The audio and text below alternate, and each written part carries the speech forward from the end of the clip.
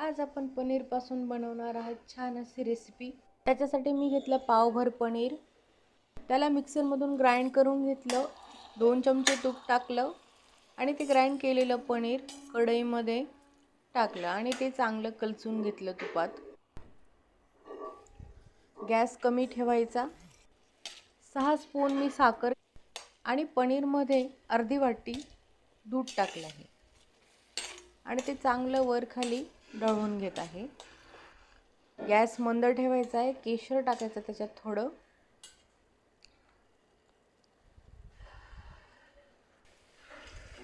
आणि तेही चांगलं मिक्स करून घ्यायचं आहे। हे बघा थोडं दूध टाकल्यावर थोडं पातळ होतं, पण हळूहळू ते बरोबर घट्ट होऊन जातं। त्यानंतर मी टाकली अर्धी वाटी साखर, मिक्सरमधून ग्राइंड करून घेतली, ती पण थोडी जाड भरडी। चांगलं पनीर मोडत राहील की बघा असं छान रवाळ होऊन जातं बघा। कालवत राहायचं, चांगलं घट्ट होतं, पूर्ण दूध ते शोषून घेतं मध्ये, दूध पण आणि तूप पण। आणि ते चांगलं एका प्लेटमध्ये काढून सेट करून घेतलं। त्यावर मगज बिया आणि बदाम हे केले आणि त्याचे काप करून घेतले। हे बघा असं बर्फीसारखे त्याचे तुकडे केले, छान असं बघा रवाळ आणि मस्त आले हे एकदम।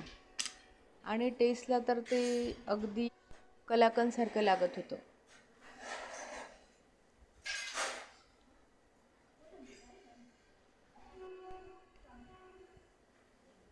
रेसिपी आवडली असेल तर सबस्क्राईब करा।